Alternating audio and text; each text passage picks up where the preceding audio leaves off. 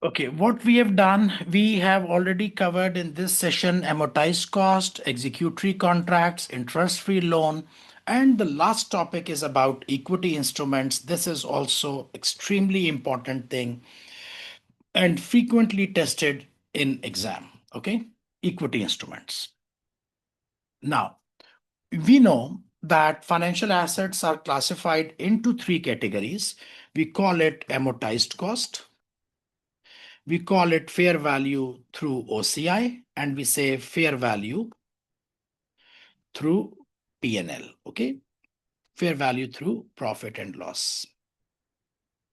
These are the three categories. There is no fourth category. All financial assets are classified here. Now, we also know that there are two criteria which we consider. So we say that one is called the business model test. Business model test, do you want to keep it or do you want to sell it?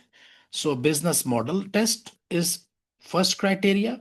And the second criteria is SPPI, solely payments of principal and interest, which means that this particular financial asset does it, it includes only payments of principal and interest, and it includes the contractual cash flows. So we say if a financial asset, it has contractual cash flows and the entity has intention to collect those contractual cash flows. I'm using the word collect those contractual cash flows, which means you want to hold the asset so until its maturity. So if the asset has solely payments of principal and interest, which means it will give you the interest payments 5%, 5%, 5%, 5%, and it will give you the principal, your $1 million back. So it's a contractual cash flow if it exists. And if you want to hold it until the end, we said that such financial assets should be measured and treated at amortized cost. If the asset still has this SPPI criteria, which means the contractual cash flows, they exist, but you have an intention, hold it or sell it. You said that I will see. I may keep it until the end or I might sell it.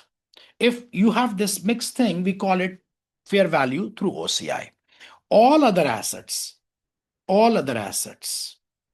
are in fair value through profit and loss. Now, you understand that in order to classify in the first two categories, you need to have SPPI test, which means contractual cash flows should be there. If contractual cash flows are not there, then everything which does not have contractual cash flow will come in fair value through P&L. Now, if I talk about the equity instruments do not have contractual cash flow because there is no promise of a fixed dividend and there is no promise of the market value. Market value may go up, market value may go down, the dividends may go up, the dividends may go down. So therefore, the equity instruments, their default category is always fair value through profit and loss. So equity instruments should be classified as fair value through profit and loss, which means that if you purchase an equity instrument for $1 million, you make some investment in some company, you buy their shares at certain price, the value is $1 million. End of the year, the value becomes $1,020,000. So the $20,000 gain should be reported in the profit and loss account. And by the way, you should remember that here, the equity instrument, your ownership or, how much equity instruments you have should actually be less than 20%. Because if you purchase equity instruments in some other entity for more than 20%, then you should do associate accounting. It becomes part of the consolidation thing. Then it is not under the scope of IFRS 9, then it will become IS 28. If you purchase equity instruments or the shares of some other company more than 50%, then it becomes IFRS 10 or IFRS 3 business combination. Then you do consolidation. So IFRS 9 will only apply when your ownership in some other company's share is less than 20%. Okay. So if your share ownership is less than 20%, which usually is in most cases, you cannot go and buy 50% or 20% of Tesla or Facebook or Google. You might buy 5 million or 10 million or even $100 million worth of share in Facebook. That probably is not even 1%. Okay. So you purchased $50 million worth of shares in Facebook, Meta, which we call, or maybe in Alphabet, which is Google. The 50 million worth of shares or 100 million worth of shares, they probably will become 52 million. So that 2 million should be reflected in the by default category, it should be reflected in the profit and loss account. This is what IFRS 9 says. But here come the exception. Exception is irrevocable. Irrevocable election. This is the name of this exception, irrevocable election. What it says that now the problem what comes here. The problem what happens that a lot of companies, they make investments in some other company's shares, and those shares, their value in the market keeps on going up or going down. There are very erratic changes.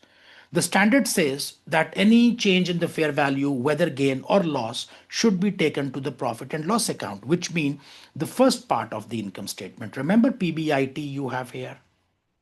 And this is where your operating profit is. So you need to, when I say P&L, it means this part.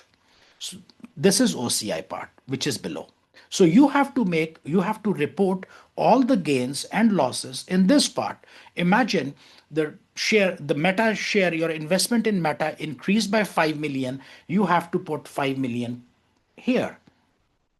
Or maybe your investment in Meta loses value, so you have to report the loss here. And that is going to seriously damage your operating income. And you know that all of the interpretation of financial statements, the ratios which you will calculate, everything which you do is based on PBIT. And PBIT is actually the operating profit of the business. You are a furniture manufacturer, or probably you are an automobile manufacturer, you have invested in some other company. So I'm a furniture manufacturer. My operating profit should actually be a result of my operating activities. But then I report a loss of $5 million by investment in Meta. So what the users of the financial statement, the readers of the financial statement would see that this furniture manufacturing business is probably making an operating loss, or maybe they are making very little operating profit. They don't understand that actually the loss which comes in is not from my operations in this business. This actually is from investment in some other company. So your results, the purpose of financial statement is gone, because we say that we have to provide the true and fair view of the activities of the business. So by taking this loss or gain into fair value, it is going to make significant impact on your operating profit. One year operating profit will go up, another year will go down, then go up, then go down. As the share market is changing, your operating profits are disturbed. So people cannot forecast, people cannot predict, people cannot analyze, people cannot conclude how good or bad your business is doing.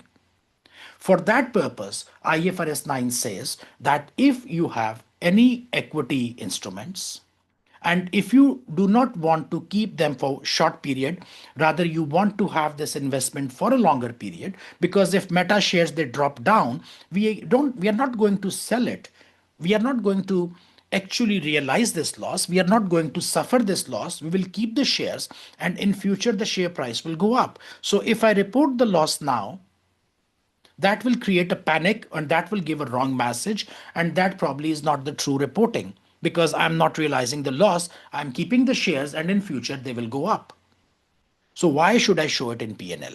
So exception they give you, they say, okay, if you want to hold some shares for a longer period of time, so although the equity shares default category is fair value through P&L, but we give you this permission under these circumstances so that you can do better reporting, you take it to fair value through OCI. So you classify them not into P&L but into OCI, so that the loss which must be reported but will not be reported in the P&L part. It will be reported somewhere down below.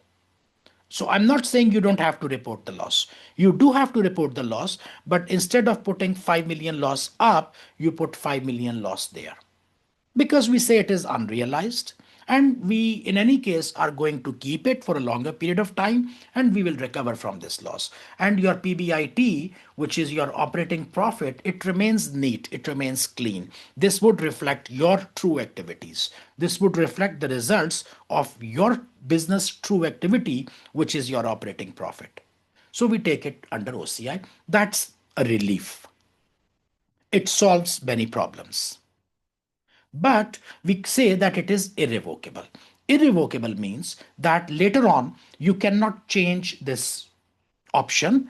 If tomorrow the share price goes up and you say, let me take this thing up, it's not possible. Once you decide that my equity investment in Meta should be reflected as OCI, then it will always be in OCI. Whether it goes up, it goes down, it will remain there. Number one. Number two, you cannot recycle the profits, which means that in most cases, when you have unrealized gains or unrealized losses, when you sell those assets or whatever, or settle liabilities, these gains and losses, when they become realized, you transfer them up. Imagine in case of your revaluation of non-current assets. Revaluation of non-current asset is always shown under OCI as long as the asset is not sold. But when you sell the asset, you reclassify it and you take it on, on the top other under other income. Then you take it to the P&L. So the reclassification is not allowed. So it is irrevocable. Number one, you cannot make a change in your choice. Number two, even when you settle it, you cannot take it to the P&L. Yeah, you will take it to the retained earning by through equity section. You will make a double entry in equity. So gain is there. I'm not saying gain is not there, but gain will be directly taken to the balance sheet through the balance sheet double entry within the equity section. It cannot be processed through the P&L part. This is condition number two. And condition number three, that the dividends which you receive, because you have purchased Meta shares and Meta might be giving you dividends, dividends will continue to be reported in P&L. Dividends will not go to OCI. Dividends will be reported in P&L. So this is actually, I have discussed this topic several times before. It might be available in your portal as well, in your curriculum. Maybe you will find a longer video there, but I have explained you the essence here, that what is the treatment of equity instruments. If the question does, and usually if in exam, if they give you equity instrument, they will never give you for P&L, because that is the default treatment. It's 2 lines. You just write down 2 lines, okay, that this criteria is not met, so I put it in fair value through P&L, which means gains and losses in P&L, balance sheet will have fair value. So P&L thing is very simple. They would never give you an exam. They would always give you an exam, a situation where they say that Alpha company has, purchased equity shares in Beta company for $5 million, $10 million, and they intend to keep it for a longer period of time, or maybe it is a strategic investment, something they use such kind of word. So either they say long term or they use strategic word. You understand they don't want to sell it. Yeah, if they want to, if their business model is that they are selling shares within the year, during the year, then they cannot do OCI. In OCI, we only will take if we intend to hold it for a longer period of time, and so that any unrealized gains and losses can be recovered for a longer period of time. Then you do. If it is a short-term investment, then you don't do. So the question will always come for FVOCI with irrevocable election. And you need to explain that under what conditions it is done, why it is done, so that you keep the operating profits unaffected, the logic, the reason behind this election. And then you explain that it cannot be transferred, it cannot be recycled, and dividends will be shown in the profit and loss account. And that could be a 5 or 6 marks discussion question.